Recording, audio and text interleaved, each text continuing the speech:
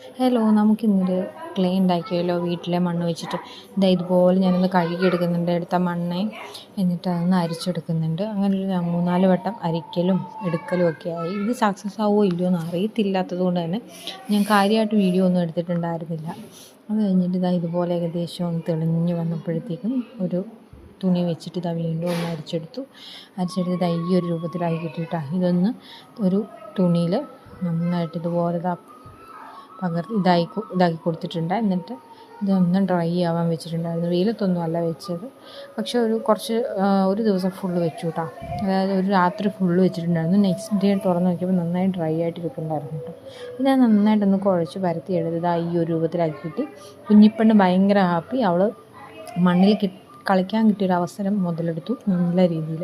പിന്നെ ഞാൻ ആ ക്ലേ വെച്ച് എന്തെങ്കിലും ഒന്ന് ഉണ്ടാക്കണമല്ലോ, അതിന് വേണ്ടിയിട്ടൊന്ന് ശ്രമിച്ചു നോക്കിയതാണ്. സംഭവം സെറ്റായിട്ടുണ്ടായിരുന്നു. ഞാൻ എന്നിട്ട് അതിന് പിടിയൊക്കെ വെച്ച് കൊടുക്കാനൊക്കെ ശ്രമിച്ചു, പക്ഷെ നടന്നില്ല. എന്തോ ഞാൻ അതിലത്ര അങ്ങോട്ട് സെറ്റായി വന്നിട്ടില്ല എന്ന് തോന്നുന്നു. നമുക്ക് പയ്യെ ശരിയാക്കാം.